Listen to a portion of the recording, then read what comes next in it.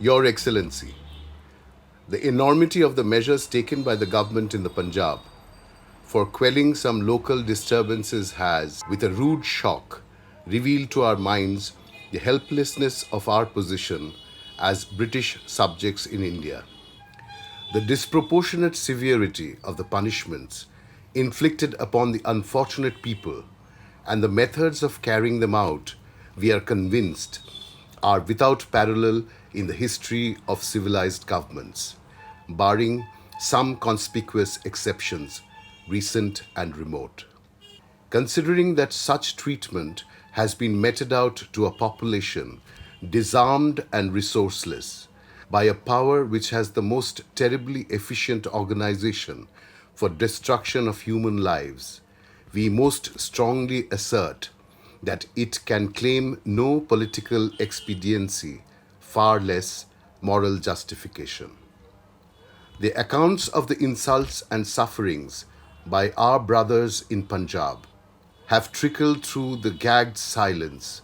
reaching every corner of India, and the universal agony of indignation roused in the hearts of our people has been ignored by our rulers, possibly congratulating themselves for what they imagine as salutary lessons. This callousness has been praised by most of the Anglo-Indian papers, which have in some cases gone to the brutal length of making fun of our sufferings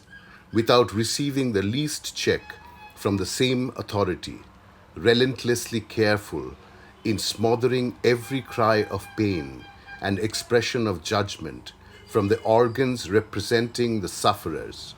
Knowing that our appeals have been in vain,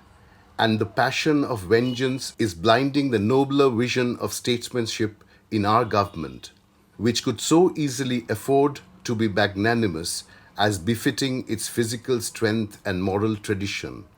that the very least I can do for my country is to take all consequences upon myself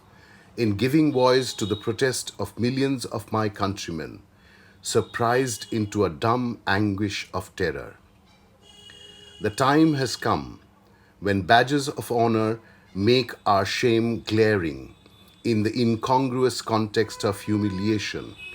and I, for my part, wish to stand shorn of all special distinctions by the side of those of my countrymen who, for their so-called insignificance, are liable to suffer degradation not fit for human beings. These are the reasons which have painfully compelled me to ask Your Excellency, with due reverence and regret, to relieve me of my title of knighthood, which I had the honor to accept from His Majesty the King at the hands of your predecessor, for whose nobleness of heart I still entertain great admiration. Yours faithfully, Rabindranath Tagore.